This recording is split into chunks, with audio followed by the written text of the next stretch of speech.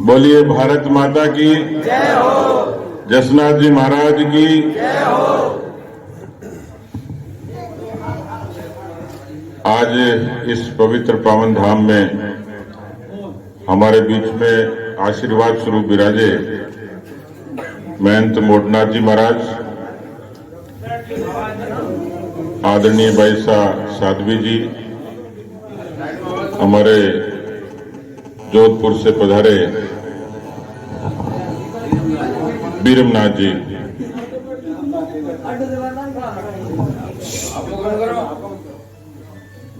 नहीं आका करे बिना तो काम ही कौन चले।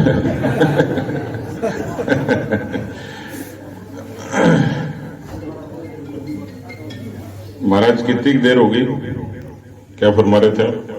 कितनी देरी हो गई? 2 घंटे, 4 घंटे। लेकिन अभी जब स्वागत और संचालन हो रहा था उस तरीके से तो लग रहा था कि रात को भी सत्संग ही करना पड़ेगा। अभी कोई बचा तो नहीं है स्वागत करने वाला, करवाने वाला? सब है? अच्छा, और कहाँ रास्ते में कहीं? इनमें से कोई है क्या? हाथ खड़े करो देखे। नहीं, ये तो वो लोग हैं जिनकी सेल्फी साफ नहीं आई।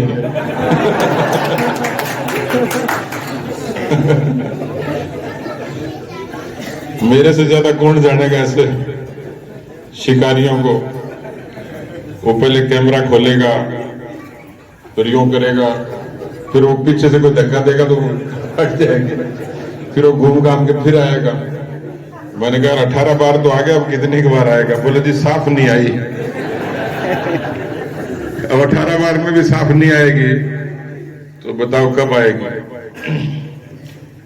फिर वही आदमी घूम फिर के फिर आता है। मैंने कहा भाई साहब क्या हुआ? बोले पार नहीं पड़ी, पासवर्ड नहीं खुला, उसका लॉक नहीं खुला मोबाइल का। तो मैं महाराज जी से करूंगा ऐसा आशीर्वाद दो, ये जो सेल्फी वाले हैं इनका लॉक हमेशा खुला ही रहे।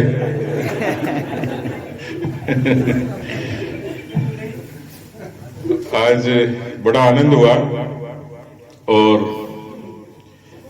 आदूराम जी ने जिस तरीके से मेरा प्रवास कराया, एक बार तो मेरे ही मन में आने लगी कि अपन भी कोई मठ में शरण ले ले तो ज्यादा ठीक है।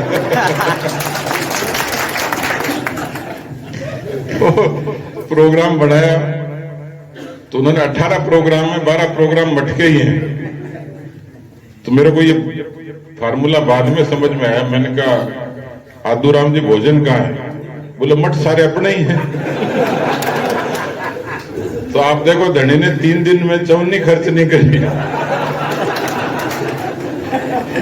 माल भी बाबा जी का, आशीर्वाद भी बाबा जी का, भंडारा भी बाबा जी का। ये डीजल का जुगाड़ कहां से किया? मेरे को पार्टी का खाता चेक करना पड़ेगा। खुद गई है पेट्रोल पंप, आ जा। तो भैया पेट्रोल पंप का एड्रेस ले लो फटाफट, कल गाड़ियों की लाइन वहीं लगाएंगे। तो वैसे भी अब चुनाव में 2 साल ही बचे हैं, अभी तो कढ़ाई चढ़ जानी चाहिए हलवे की, क्यों? ये तो ऐसे राजी हो रहे हैं जैसे किसी कुंवारे को बीनने की घोषणा कर दी हो। आदूराम जी, ये तो आपकी टिकट से भी ज्यादा खुश हो रहे हैं। टिकट बुक कर दो, एक ही डिमांड है। अब आज ही घोषणा कर देंगे तो बाकियों को फिर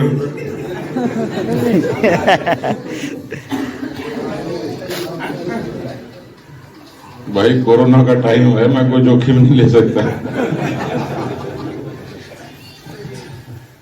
आपने के बिश्नोई को तो भाभी बता ही दिया। बालाराम जी भी मुस्कुरा रहे हैं और ये शैलाराम जी तो लूणी से आके सारणों को इकट्ठा कर रहे हैं।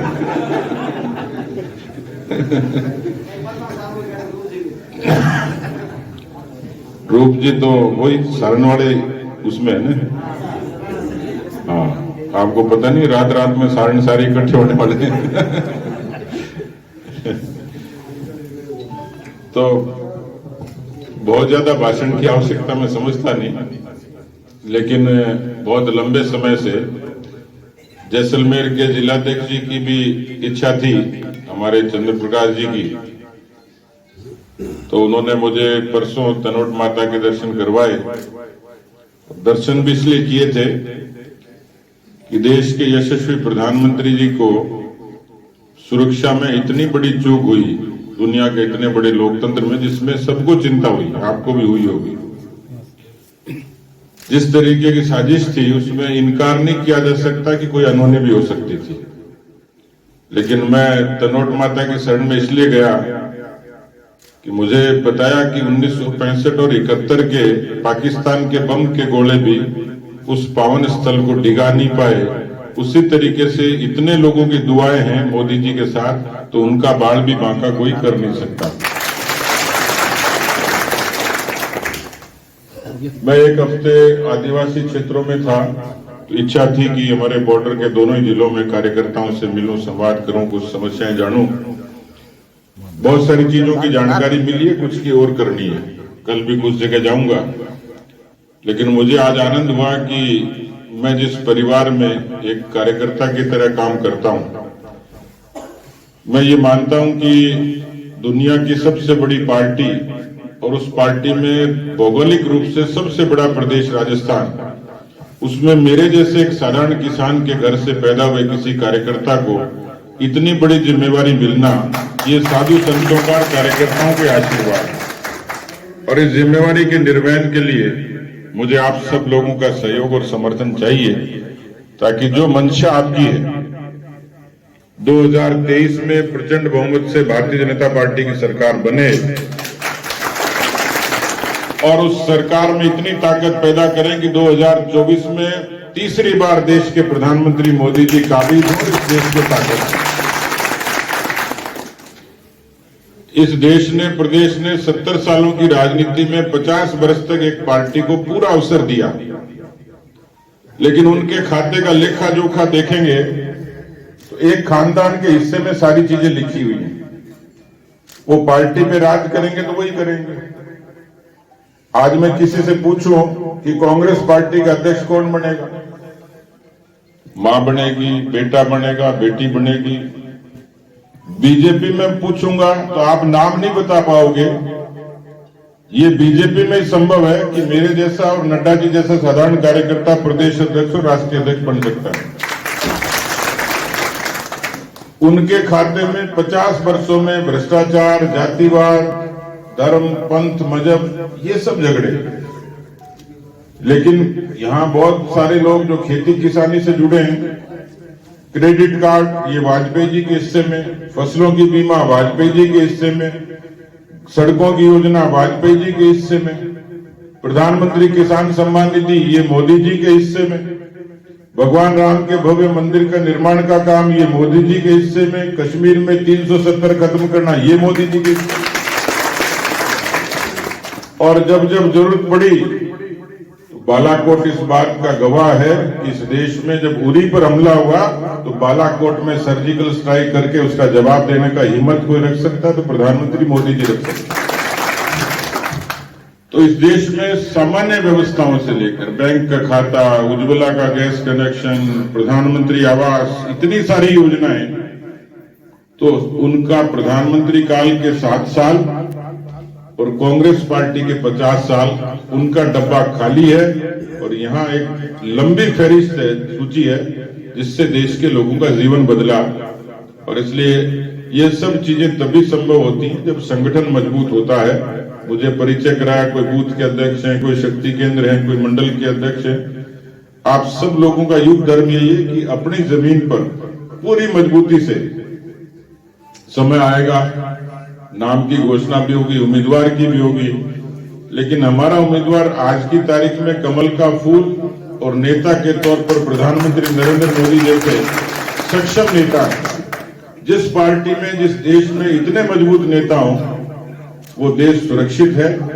जरूरत इस बात की है कि पिछले 3 सालों में जिस तरीके से मैं जगह जगह जाता हूं, कोई अपराध की बात करता है, कोई कर्जा माफी की करता है, कोई बेरोजगारी की करता है, तो जो जिस तरीके से प्रदेश में अराजकता का माहौल बना है, जरूरत ये है कि मोदी जी से यदि तालमेल बनाए, मोदी जी से हमारी कड़ी से कड़ी जुड़े, उसके लिए जरूरत है कि 2023 में बाड़मेर की सारी सीटें राष्ट्रवादी पार्टी भारतीय जनता पार्टी को मिले, बहुमत की सरकार बने और इस क्षेत्र की जितनी समस्याएं जो मैं जान पाया, मैंने आदूराम जी को कहा कि मैं दोबारा भी आऊंगा, कुछ और जगह जिन जगह पर जाना है, मुझे लगता है कि हम सब लोग मिलकर इस पार्टी को, इस विचार को मजबूत करें, क्योंकि हम सनातनी लोग हैं, आस्तिक लोग हैं, धर्म में, कर्म में, संस्कृति में, इतिहास में, विरासत में हमारी श्रद्धा है और वो श्रद्धा हमारी ताकत है। आज इस पवित्र स्थान पर मैं अपने आप को पाकर खुद ऊर्जावान महसूस करता हूं। मैं आप सब लोगों को ये भरोसा देता हूं कि इस पार्टी के लिए मेरी जुबान चलेगी, मेरी कलम चलेगी, तो कार्यकर्ताओं के लिए, किसानों के लिए और जवानों के लिए चलेगी। ये भरोसा विश्वास में दे सकता हूं। तो आज आप सब लोगों ने इतना मान सम्मान दिया, मैं आप सबका बहुत बहुत आभारी हूं। जय हिंद, जय भारत।